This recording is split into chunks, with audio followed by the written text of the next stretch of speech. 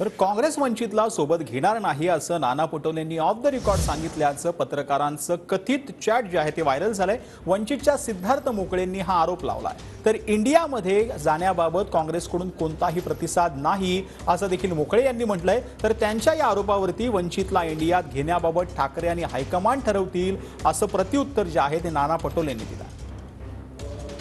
काँग्रेस सोबत युती आघाडी करण्याच्या संदर्भाने वंचित बहुजन आघाडीकडून सातत्याने प्रयत्न करण्यात येत आहेत। या प्रयत्नांना काँग्रेसकडून एकदाही सकारात्मक प्रतिसाद आतापर्यंत मिळाला नाही। त्यावरून आम्ही ओळखून होतो की काँग्रेसला आम्हाला सोबत घ्यायचं नाहीये।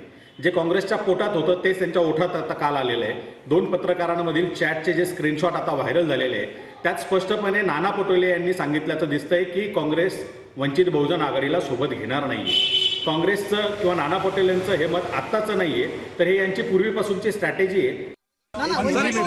संदर्भामध्ये जे ऑडिओ क्लिप व्हायरल होते त्यावरती वंचित बहुजन आघाडीकडून तुम्हाला टार्गेट करण्यात येते ते सोशल मीडिया त्याला आम्हाला आपण कोणासोबत बोललो नाही काही त्या विषयाला घ्यायचं त्याच्यावर चर्चा पण होऊ शकत नाही, त्याच्यामुळे तो भाग नाही। त्यांचं अलायन्स जे झालेलं आहे ते शिवसेनेबरोबर झालेलं आहे आणि काँग्रेसचा अजूनही कुठली चर्चा त्यांच्याबरोबर सुरू झालेली नाही आहे। त्याच्यामुळे आम्ही येऊ देतो की नाही येऊ देतो त्यांचं शिवसेनेशी चर्चा सुरू आहे आणि त्यांच्याबद्दलचाही निर्णय उद्धव ठाकरे साहेब असतील, आमचा हायकमांड असेल तेव्हा बसल्यानंतर त्यांचाही निर्णय होईल। त्याच्यामुळे येऊ देत नाही येऊ देत असा काही भागच नाही आहे। तो अलायन्सचे ते आता सध्या पार्टनर पण नाही आहेत, इंडिया अलायन्सचे पण पार्टनर नाही आहेत, त्यांच्याबद्दलची चर्चा भविष्यात होईल।